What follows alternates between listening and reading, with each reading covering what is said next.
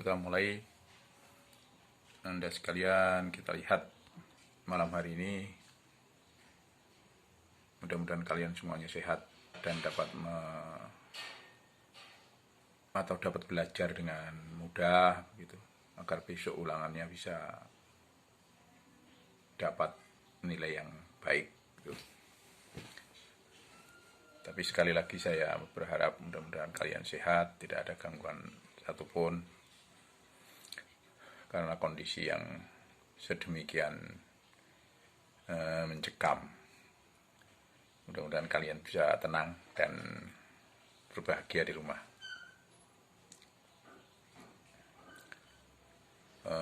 Kali ini saya akan memberikan materi tentang sel volta agar mempermudah besok dalam menyelesaikan ulangan. Ya. Jadi kalau Anda perhatikan betul-betul apa yang saya jelaskan ini, insya Allah besok ulangannya dapat dikerjakan dengan mudah. Kita akan lihat contoh-contoh dalam kehidupan sehari-hari. Nah, ini contoh-contoh sel volta yang sering digunakan, dan saya kira tidak asing lagi kalian tahu kan ini barang ini ya. Ya, ini. Ya, ini gambarnya. Ini gambarnya. Contoh lain lagi misalnya adalah ini. Nah, ini. Ya. Ini contoh-contoh sel volta dalam kehidupan sehari-hari.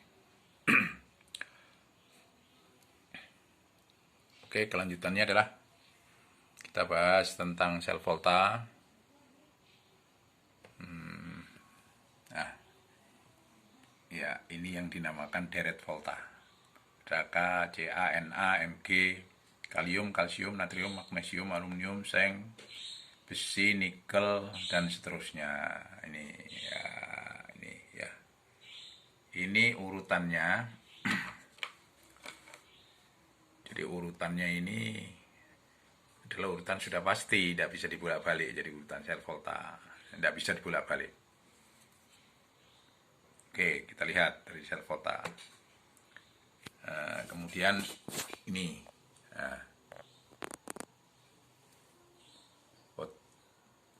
Harga potensial elektroda ini. Harga potensial elektroda berapa logam ya. Ini harganya di sebelah sini. Ya, ini kan harganya makin besar ya, dari min 3, min 2 makin besar. Ya. Kita lihat Li, lithium, kalium, barium, kalsium, natrium, dan seterusnya ya. Nah, kalau kita lihat agak diperbesar lagi ini yang sebagian ya. Nah, ini harganya. Kalium, barium, lebih besar. Ini harga ini. Ini penting. Apa hubungannya ini dengan deret volta? Oke, kita lihat lagi dengan deret volta ya. Volta urutannya coba lihat. K di sebelah kirinya Ca. Dari K kemudian Ca, Na, Mg, Al. Terus sekarang kamu lihat di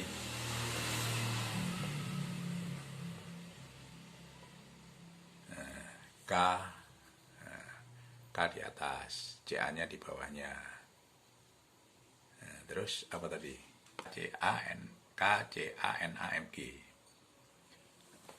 Ya, coba lihat di tadi yang berikutnya. K di atas, Ca di bawahnya, Na, Mg kan, sama kan urutannya. Jadi kalau di sana itu dari kiri ke kanan. Nah, yang ini dari atas ke bawah harganya ini kan makin kecil, makin besar ini harganya. Harga potensial elektrodanya. Nah, kita lihat lanjutannya, pembahasan lanjutannya. Nah, ini konsepnya. Konsepnya ini. Unsur yang di sebelah kanan, ini konsep ini dari hasil fakta. Unsur yang di sebelah kanan deret volta ini cenderung jadi logam. Kalau yang di sebelah kiri ini cenderung jadi ion. Itu. Ya. Unsur yang di sebelah kanan deret volta cenderung jadi logamnya. Jadi yang kanan tadi. Jadi K ini lebih tidak cenderung jadi logamnya dibandingkan dengan Mg. Mg kan kanan. Jadi Mg lebih cenderung jadi logamnya daripada K. Gitu. Ya. Terus yang kedua, unsur di sebelah kiri dari volta cenderung jadi ionnya. Jadi K lebih cenderung jadi ion daripada jadi logam. Nah, atau kalau dilihat dari harga potensial elektrodanya, unsur yang harga potensial elektrodanya kecil berarti kan yang ke bawah, yang atas. Unsur yang harga potensial elektrodanya kecil maka cenderung mengadakan reaksi oksidasi. Reaksi oksidasi itu kan dari logam menjadi ion. Jadi yang atas cenderung jadi ion karena mengalami oksidasi. Oke, kalau kita lihat contohnya ya begini. Oke, kita kembalikan ke sini. Kembalikan lagi ke ini. Kita bandingkan yang ini dah. Mg sama Fe. Mg sama Fe. Yang Mg kiri cenderung jadi ion, yang Fe kanan cenderung jadi logam. Nah, kalau kita lihat saya tuliskan Mg ditambah Fe12.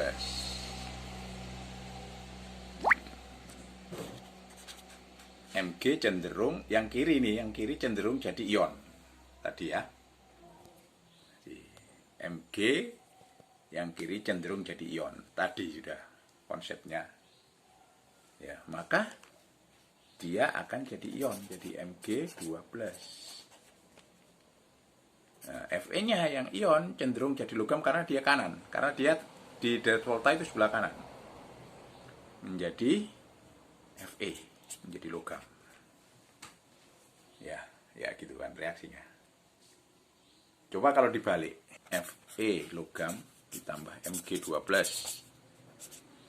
bisa bereaksi apa enggak? Ya, tarik dulu, balik sini. Mg dengan Fe. Ya, Mg dengan yang Fe logam, ya ini. Fe logam, Mg-nya ion. Bisa bereaksi atau enggak? Fe cenderung jadi logam. Nah, maka jadi logam. Yang Mg cenderung jadi ion. Mg12. Berubah apa enggak? Berubah apa enggak? Kan enggak berubah. Kalau enggak berubah berarti sama dengan tidak bereaksi. Jadi kalau enggak berubah berarti kan enggak bereaksi. Beda dengan yang ini. Beda dengan yang ini.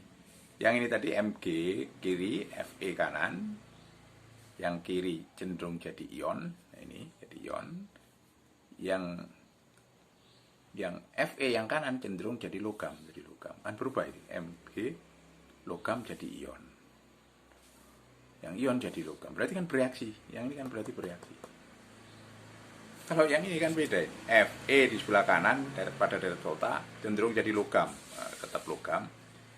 Mg ion cenderung jadi yang kiri ini cenderung jadi ion. Nah, kan jadi ion. Jadi tetap ini. Kalau tetap kan berarti nggak bereaksi. Nah, gitu. Oke, kita lanjut. Oke, kita bahas sekarang yang sudah bereaksi. Kita bahas yang bereaksi sekarang. Kita bahas yang bereaksi. Yang bereaksi tadi kan Fe ya ditambah Fe12 ditambah Mg.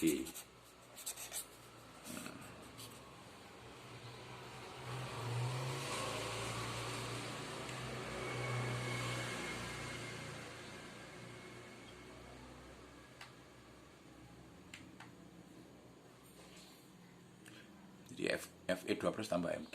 Ini di deret volta di sebelah kanan. Ini di deret volta sebelah kiri. Yang sebelah kanan cenderung jadi logam. Jadi logam. Fe.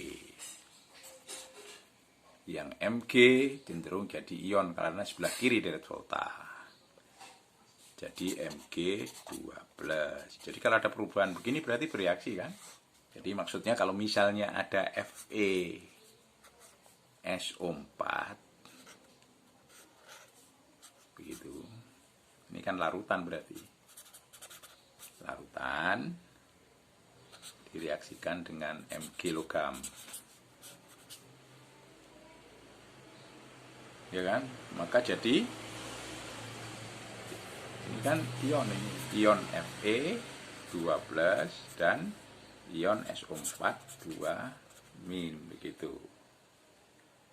Nah, Fe-nya jadi logam jadi Fe.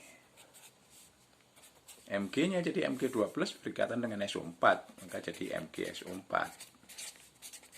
Nah, berarti ini bereaksi. MgSO4 dan FeSO4 tambah Mg menjadi FeMgSO4. Fe tambah MgSO4. Ini yang dinamakan bereaksi. Jadi ini bereaksi atau reaksi spontan. Reaksi spontan. Kalau nggak bereaksi namanya reaksi tidak spontan.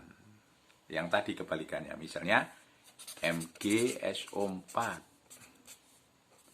direaksikan dengan Fe. Bisa bereaksi apa enggak?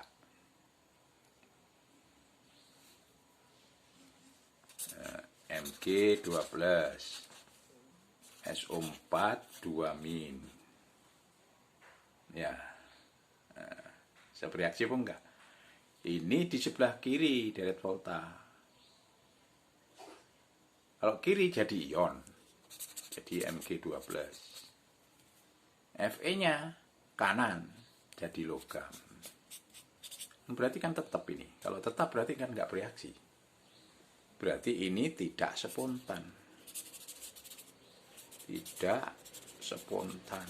Atau tidak bereaksi. Tidak spontan atau tidak bereaksi. Jadi reaksinya berlangsung tidak spontan. Ini tidak spontan. Kalau ini kan bereaksi. Dari Fe2+ berubah jadi logam Fe. Fe ini 12 kan larutan, larut, gak kelihatan. Kalau Fe logam itu kan padatan, kelihatan. Nah, itu Anda sekalian yang konsep dasarnya. Oke, kita lanjut. Nah, itu bisa dijelaskan dengan begini. Nah, jadi dengan begini penjelasannya. Fe 12 ditambah Mg bereaksi atau tidak. Kalau melihat dari sel deret voltanya, Fe kiri, kanan deret volta, di deret volta kanan, maka dia cenderung jadi logam, maka berubah jadi logam ya. Mg kiri cenderung jadi ion. Nah, jadi ion kan Mg2+, berarti kan bereaksi nih.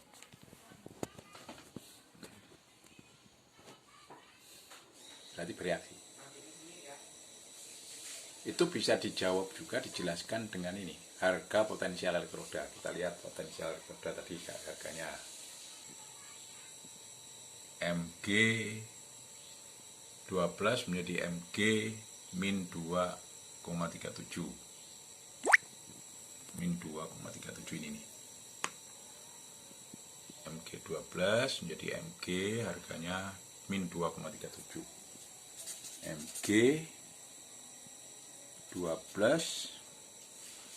tambah 2 elektron menjadi Mg. Lihat yang Fe. Ini yang Fe. Fe2+ tambah 2 elektron jadi Fe min 0,44. Yang Mg tadi min 2,37, min 2,37 volt. Ya. Ya. Terus yang ini min 0,44 volt. Nah, ini dikatakan bereaksi kalau hasil penjumlahannya, hasil reaksinya itu E selnya positif. Kita lihat ini dari sini ya, dari sini. Kita lihat ini, Fe menjadi Fe, Fe2+ menjadi Fe. Fe2+ ditambah 2 elektron menjadi Fe. Ini ya. Kita lihat yang atas ini. Fe2+ tambah 2 elektron menjadi Fe. Jadi E-nya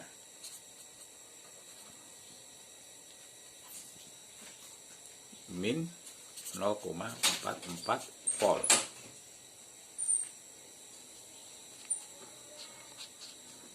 Ya, 0,44 volt. Sekarang yang ini, yang Mg menjadi Mg2+. Mg menjadi Mg2+ ditambah 2 elektron. Coba lihat ini ya. Kita lihat sana. Yang tambah elektron yang kiri, yang ini yang kanan. Ini yang kiri.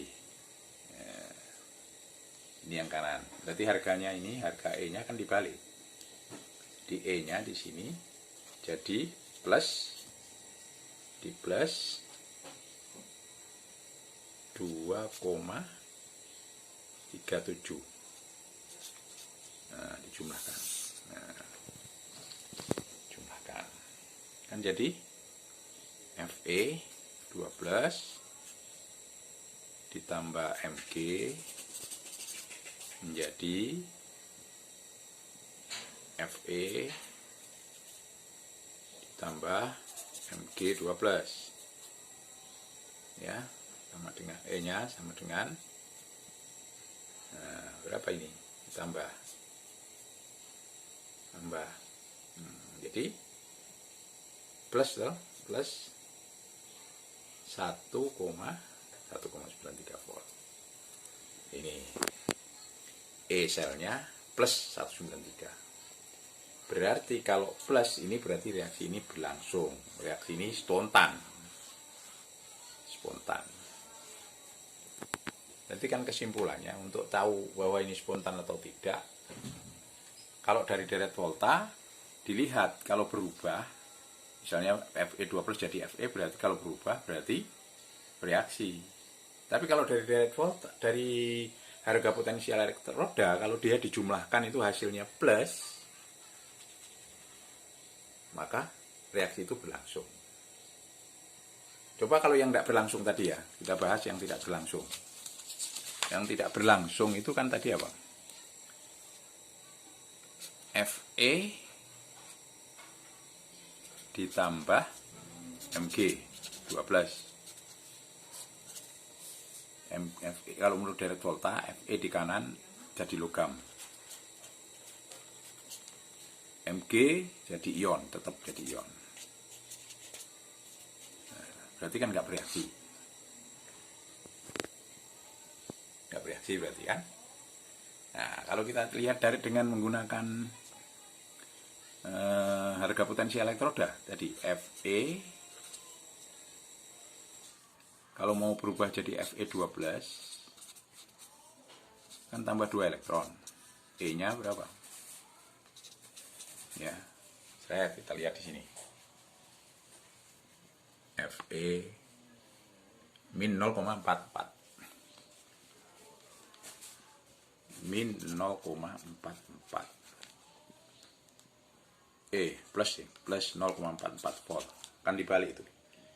Elektronnya di kanan. Kalau ini yang elektronnya di kiri. Ini elektronnya di kiri.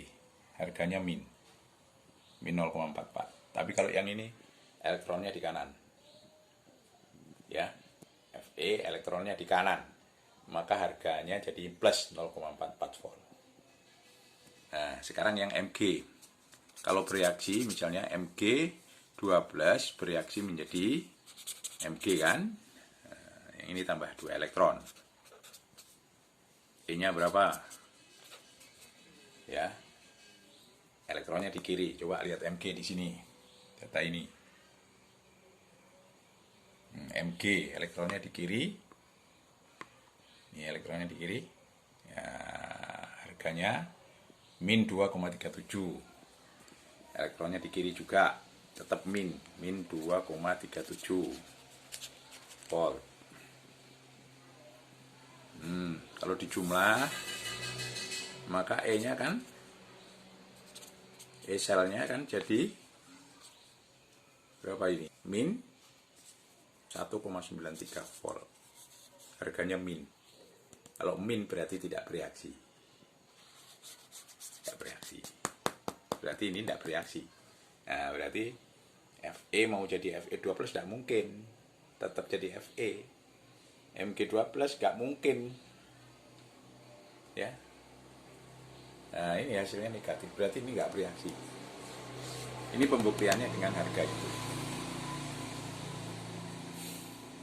Nah, inilah dasar sel volta untuk membuat itu. Oke, sampai di situ dulu penjelasan dasarnya.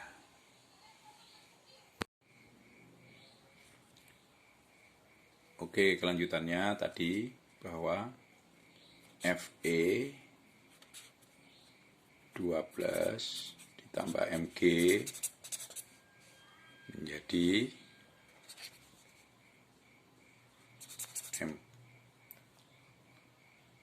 G-nya Mg12, Fe-nya menjadi Fe, Fe12-nya menjadi Fe. Ini bereaksi ya. Jadi ini logam Fe di deret volta kanan cenderung jadi logam, yang Mg menjadi Mg12, Mg yang kiri deret volta cenderung jadi ion, jadi berubah. Berarti kalau kita lihat kan ini Fe mau jadi Fe12 kan jadi Fe, ya, jadi Fe.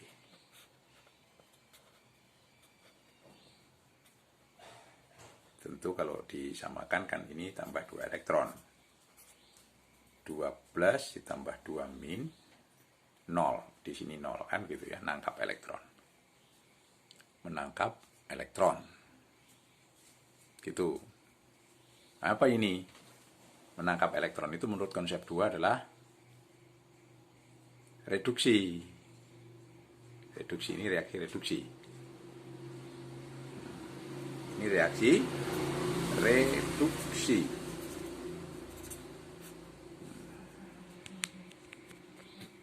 Menangkap elektron. Tapi kalau menurut konsep 3 ini, bilangan oksidasinya sesuai dengan muatannya yaitu 12. Ini bilangan oksidasinya tidak ada muatannya dan berdiri sendiri, ini 0. Jadi dari 12 ke 0 turun. Turun itu namanya reduksi menurut konsep 3. Redok ya. Nah, sedangkan yang Mg menjadi Mg12. Tentu yang benar di sini adalah tambah 2 elektron. 2 plus tambah 2 min 0, di sini 0 juga. Ya, menurut konsep 2 kalau melepaskan elektron ini namanya oksidasi. Atau menurut konsep 3 bilangan oksidasinya 0, ini bilangan oksidasinya 2 plus 2, jadi naik. Naik itu namanya oksidasi. Ya kan?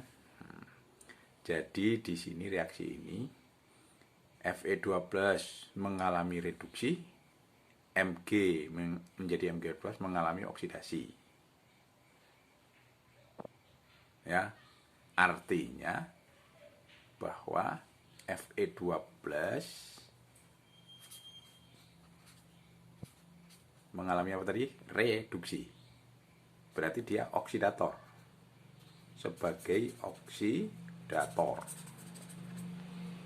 Sedangkan Mg menjadi Mg12, bilangan oksidasinya turun kan? Naik kan? Dari 0 ke 12. Oksidasi. Kalau oksidasi berarti reduktor.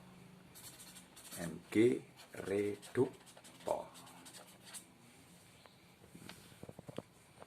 Jadi unsur yang kiri, Mg yang kiri, logamnya cenderung mengalami oksidasi. Lebih cenderung menjadi reduktor. Lebih mudah bereaksi secara oksidasi.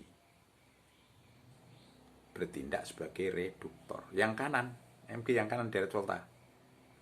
Nah, yang kanan. Ionnya cenderung mengalami reduksi. Lebih bersifat oksidator. Ya, lebih bersifat oksidator. Jadi kalau misalnya ditanya, mana bersifat oksidator lebih kuat? Fe2+ apa Mg2+? Dia mengalami reduksi. Yang kiri, yang kanan, deret volta cenderung jadi logam. Berarti dia jadi logamnya. Kalau ini kiri tidak suka jadi logam, makanya dia bereaksi secara reduksi. Ini tidak bisa bereaksi secara reduksi. Jadi ini reaksinya reduksi. Nah, makanya dia sebagai oksidator lebih kuat daripada ini. Kebalikannya kalau Fe dengan Mg.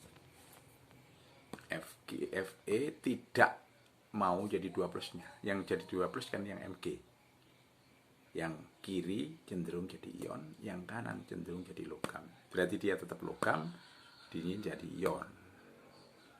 Makanya ini mengalami oksidasi, jadi Mg2+.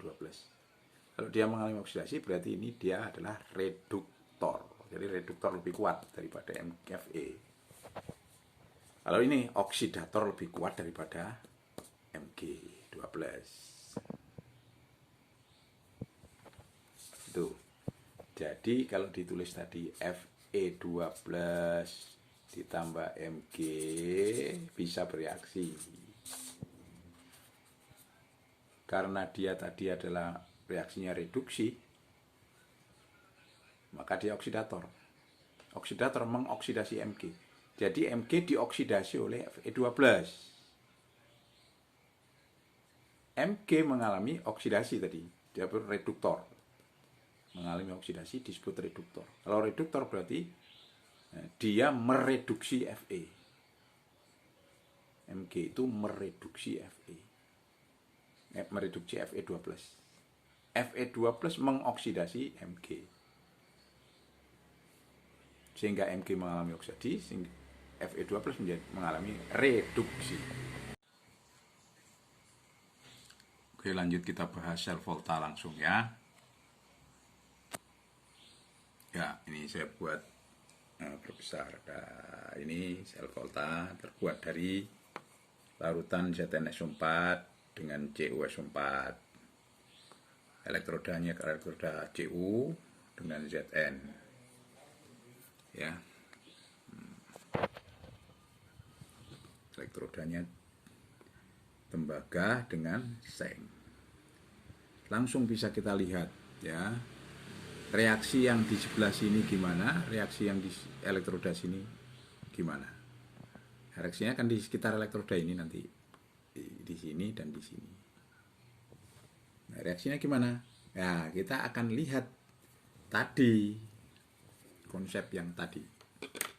Nih, konsep yang nih. Ya. Zn. Nah, ini Zn. Zn di sini, lalu dengan Cu. Cu-nya di bawah Cu-nya. Ini ada Zn, Cr, Fe, Cr, Fe, Cd, NO, NiSn, Pb. Nah, Cu di sini di bawah. Jadi berarti anunya di sana, di atas Zn-nya. Jadi Zn di atas, Cu di. Kalau kita ngelihat dari dari deret volta, nah ini deret volta, Zn-nya di kiri, Cu-nya di kanan. Ya, Zn, Fe, Ni ke kanan, lanjutnya kanan, H, Cu kanan. Nah, yang kanan cenderung jadi logam, yang kiri cenderung jadi ion.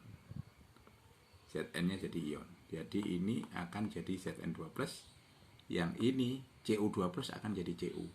Nah, kita lihat gambar itu tadi, balik gambar ya.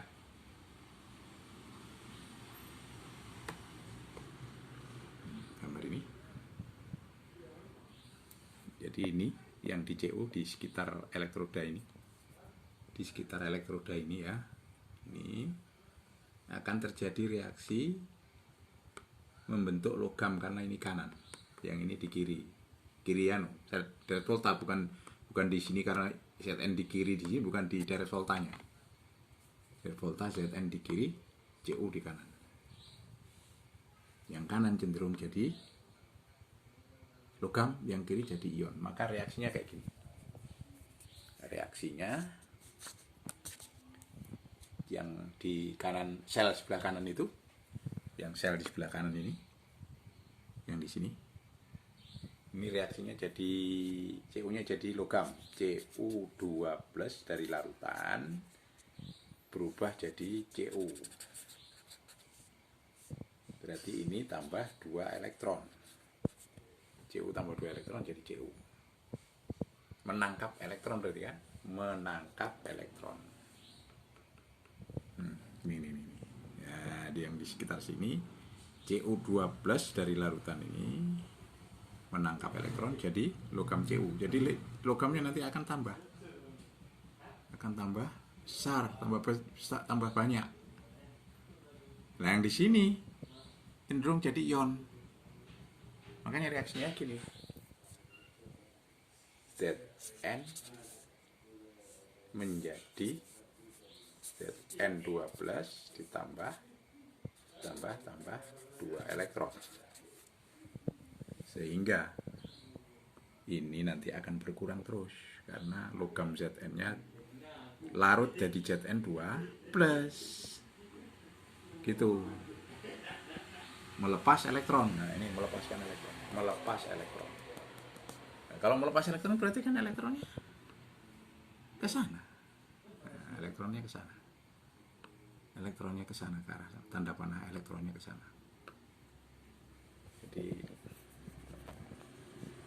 ya.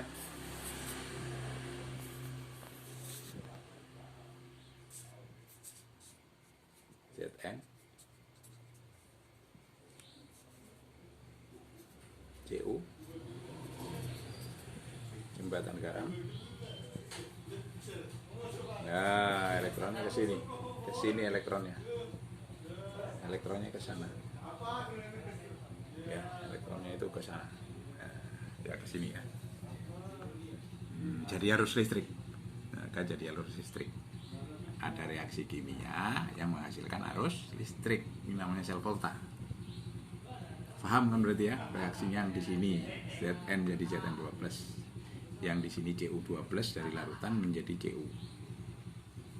Ini melepas elektron, ini menangkap elektron. Ya, seret. Tahu kan berarti ya? Reaksi yang di sini tahu, reaksi yang di sini tahu, arah elektronnya kemana harus tahu. Dasarnya adalah direct volta tadi. Yang di kanan direct volta akan menangkap elektron, ion plus jadi menangkap elektron jadi logam. Yang kiri logamnya akan lepas menjadi ion. Begitu. Ya. Itu dasarnya sel volta. Akhirnya gimana? Di sini terjadi penumpukan ion Zn2+. Zn2+-nya makin banyak di sini. Sedangkan SO4-nya kan ada tambahan. Dari mana tambahannya? Sedangkan di sini Cu-nya berkurang karena pada jadi logam. Ada jadi logam. Cu-nya 2+-nya berkurang. Karena ion plusnya berkurang, maka ion plus yang ada di jembatan garam ini turun ke sini. Turun. Ini kekurangan ion plus kan, karena Cu2+-nya berubah jadi logam. Kalau yang di sini kelebihan plus, karena Zn-nya pada jadi ion Zn2+. Maka diimbangi dengan ion negatif SO4 turun ke sini. ion negatifnya akan turun sini, ion positifnya akan turun ke sini.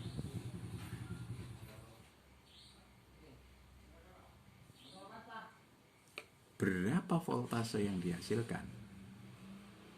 Berapa voltase yang dihasilkan? Ya, yang lihat dari sini bro, voltasenya. Voltasenya dari sini.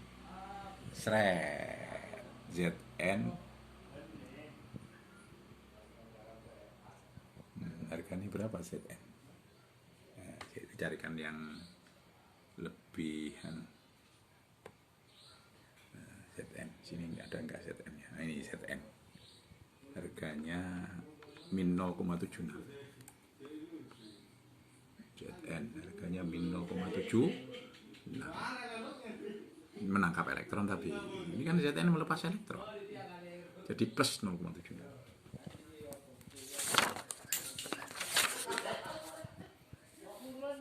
Zn melepas 2 elektron.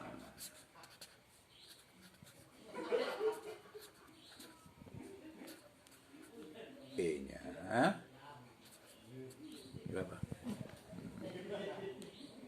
Zn melepas. Ini kan menangkap ini. Ini kan menangkap. Bukan melepas. Yang itu, yang di sana melepas. Kalau di sini harganya min, berarti di sana jadi harganya plus 0,76. Jadi ini tanah tadi melepas, ini sekarang menangkap. Ini melepas, tanah tadi menangkap, berarti E-nya plus 0,76. Cu-nya 12 menangkap elektron. Menjadi Cu. E-nya berapa? Nah, ini Cu. Cu 12 menangkap 2 elektron. Menjadi Cu, harganya plus 0,34. Ya. Nah, ini plus 0,34. Sama-sama menangkap. Plus 0,34.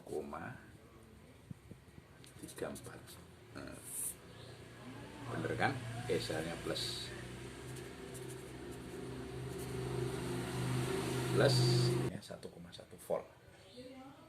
Jadi E-selnya 1,1 volt. Jadi ini voltase yang dihasilkan dari hitungan tadi adalah 1,1 plus 1,1. Nggak bisa min. Kalau min salah berarti ngitungnya. Mereaksikan salah, ngitungnya salah berarti. Kalau sampai E-nya ini min, E-nya harus plus. Jadi kalau kebalik misalnya Zn jadi Zn2 plus jadi Zn, kebalik.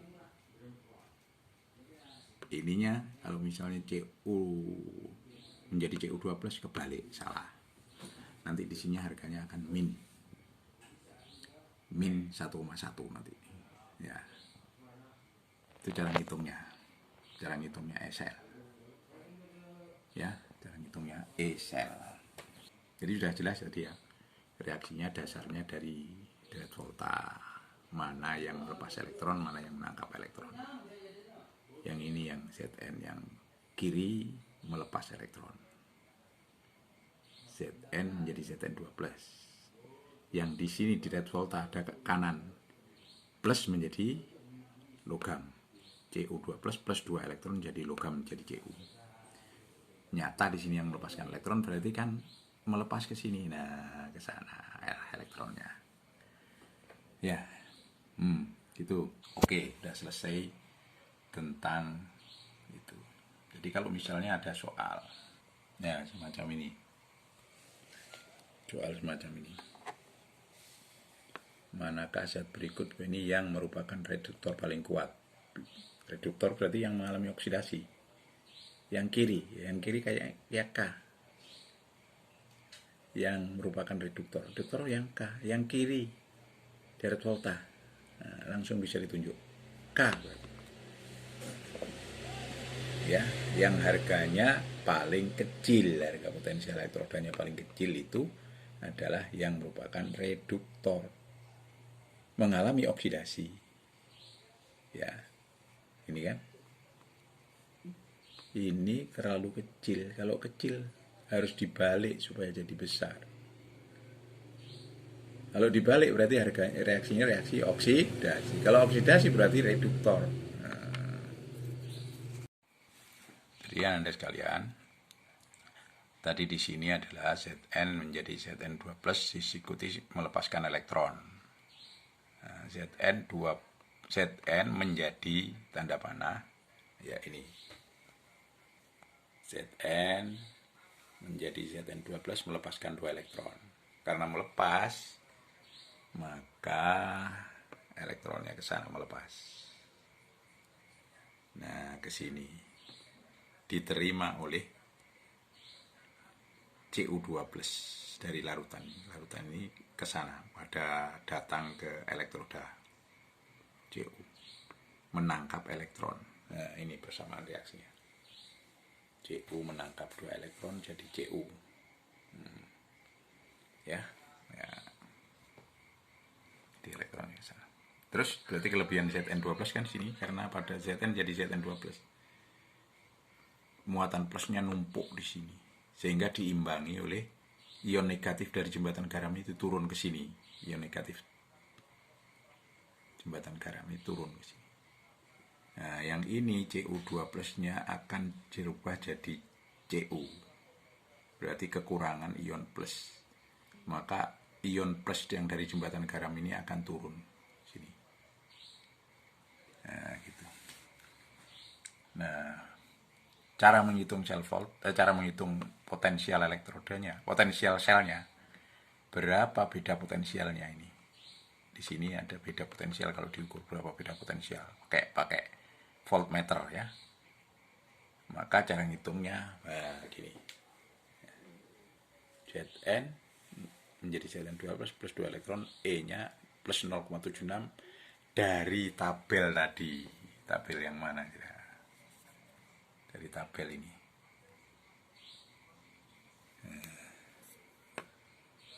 Zn, jadi dari sini Zn menjadi Zn2+ plus 2 elektron. Dibalik ya. Dibalik berarti harganya dibalik juga. Nah, jadi plus 0,76. Plus 0,76 kan. Nah, ya. Yang Cu, lihat Cu, mana Cu? Nah, ini yang Cu. Cu menangkap 2 elektron menjadi Cu, nggak dibalik berarti. Set hasilnya plus 0,34, plus 0,34 ya. Nah, kalau dijumlah plus 0,3776 tambah 0,34 jadi plus 1,1. Jadi voltasenya yang dihasilkan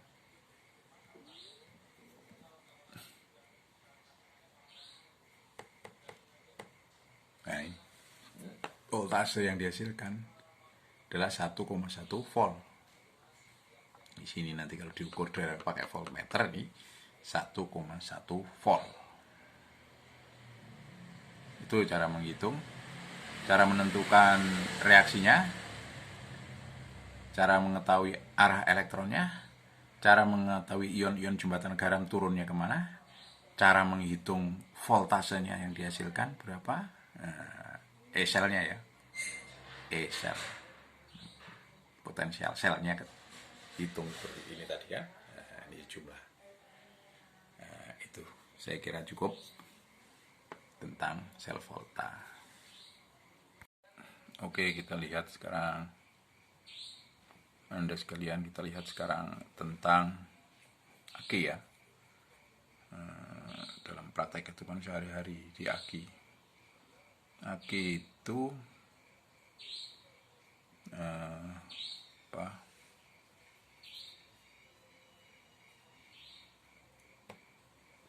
Ini gambarnya.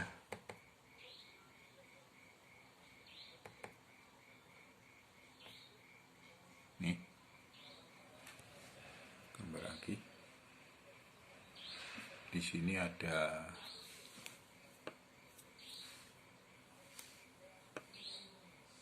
elektroda PB, yang di sana PBO.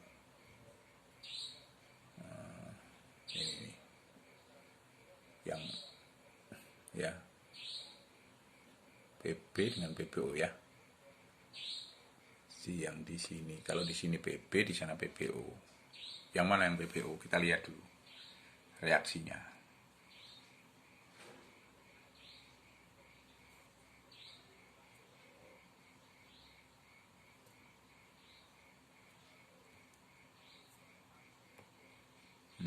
Ini anoda PBO, anoda PB. Jadi PB-nya itu anoda yang bermuatan negatif. Nah, reaksi ini PB SO4 menjadi PbSO4 tambah 2 elektron. Ya, gampang ini. PB0 muatannya SO4-nya 2 min menjadi PbSO4 sama kan ini PbSO4 0 muatannya tambah 2 elektron. 2 min berarti sama 2 minnya. Kalau yang di bawah ini PbO2 tambah SO4 2 min. Ini yang PbO2 ini yang katoda. Yang katoda. Jadi kalau digambar tadi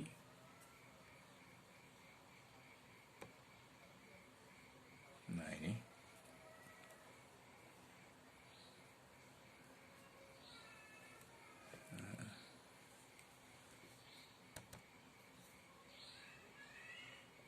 lihat gambarnya yang besar. Nah ini kutub negatif PbO, yang kutub positif PbO2. PbO2 ini. Yang ini Pb timbal. Ya. Di reaksi yang tadi ini. Anoda negatif Pb, reaksinya PbSO4, jadi Pb tambah SO4 PbSO4 2 elektron. Kalau yang ini yang PbO2 positif, berarti dengan SO4 tambah H plus jadi PbSO4 tambah H2O. Ini kan tinggal penyetaraan sama reaksi sedokkan ini. Ini O-nya ada 6, di sini O-nya ada 4, berarti kurang 2 tambah 2 H2O. Ada 4 H plus, ya tambah 4 H plus. Baru kemudian disamakan elektronnya. Ini sel volta dalam kehidupan sehari-hari. Jadi anodanya Pb, katodanya PbO2. Jadi anoda ini negatif, elektroda negatif, elektroda positif. Digambar itu tadi yang ini Pb, yang ini PbO2. Di sini selnya ada di dalam itu, reaksinya yang ada di dalam itu. Ya, itu pada waktu ngisi. Jadi pada waktu udah kan pada waktu ngisi, pada waktu akhir dipakai. Tapi kalau disetrum balik. Kalau disetrum berarti dari sini reaksinya kembali ke sana. Begitu juga yang bawah, dari sini H2O tambah SO4 disetrum oleh listrik jadi ke sini, jadi ini balik. Ya, balik. Jadi yang pengisian ini kan ini reaksi kimia terjadi pada pengisian sel agi lah, kan kebalikannya. PbO2 yang telah berubah jadi PbSO4. Ya. Pada elektroda Pb terjadi perubahan PbSO4 menjadi Pb dan PbSO4. Ini. Nah, menjadi ini balik. Kalau tadi kan ini jadi itu. Jadi kembali. Oke, gitu aja yang tentang.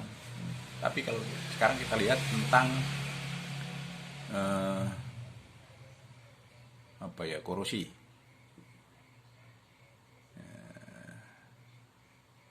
Atau perkaratan. Salah satu cara pencegah perkaratan itu adalah namanya perlindungan katodik. ya, perlindungan katodik. Ya, perlindungan katodik. Apa maksudnya perlindungan katodik itu? Maksudnya, jadi kalau ini misalnya besi supaya tidak berkarat, itu dihubungkan dengan logam lain yang lebih elektronegatif, yang lebih negatif. Maksudnya begini.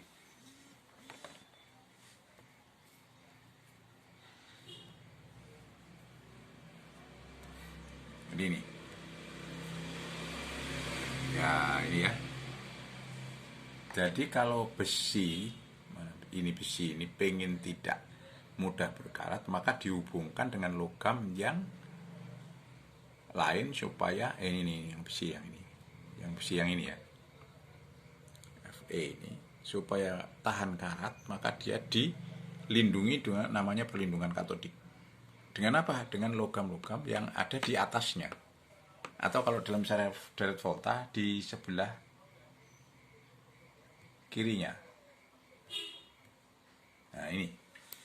Jadi ini Fe ini bisa dikasih perlindungan katodik oleh logam-logam yang di sebelah kiri. Bukan di sebelah kanan. Bukan di sebelah kanan, tapi dilindungi katodik oleh logam-logam di sebelah kiri. Kenapa? Supaya kalau dia mau jadi Fe12, nah, maka disuplai elektronnya ini dari logam-logam ini, karena logam ini lebih mudah melepaskan elektron. Jadi perlindungan katodik adalah untuk logam-logam yang sebelah kiri atau yang harganya itu kecil, yang harga potensi elektrodanya kecil. Itu yang digunakan untuk melindungi perkaratan dari logam Fe. Kenapa kok Fe sih? Fe itu paling mudah berkarat. Karena karatnya Fe ini membentuk rongga. Rongga karat ini yang menyebabkan menampung air dan oksigen. Maka lebih mempercepat perkaratan. Lebih cepat perkaratan. Makin cepat. Makanya dia perlu dilindungi. Kalau perlindungan katodik oleh ini. Perlindungan katodik. Ya. Atau logam Fe ini dilapisi logam lain yang logam lain itu kalau berkarat justru malah melindungi, seperti krom ya, krom. Nah, di sini kromnya nggak ada. Krom itu di sebelah kirinya Fe juga ini. Tapi krom ini bisa berkarat, cuma karatnya itu bisa membentuk lapisan yang sulit ditembus oleh oksigen dan air. Jadi gini, ini logam krom. Dia itu berkarat, tapi karatnya itu justru menutup semua permukaan krom. Ini ditutup oleh karatnya itu. Sehingga oksigen dan air nggak bisa masuk. Makanya kalau pelek barang itu kan di besi dilapisi dengan krom. Nah, ini kalau itu namanya electroplating namanya. Perlindungan dengan cara dilapisi dengan logam lain dengan menggunakan arus listrik. Tapi kalau perlindungan katodik tidak begitu. Ini besi misalnya, pipa besi di dalam tanah. Ini supaya nggak mudah berkarat, maka dia dihubungkan pakai kabel dengan logam yang mudah mengalami korosi, ya mudah berkarat, mudah melepaskan ion. Maka yang dipakai adalah bisa Mg, ya. Tapi yang pada umumnya adalah Mg ini, Mg, ya umumnya Mg. Pokoknya ya logam-logam yang di sebelah kiri direct volta atau yang harga potensial elektrodanya yang kecil. Itu kalau perlindungan katodik. Oke, begitu aja video saya. Mudah-mudahan bisa membantu kalian untuk belajar malam hari ini untuk mengerjakan soal-soal besok. Assalamualaikum warahmatullahi wabarakatuh.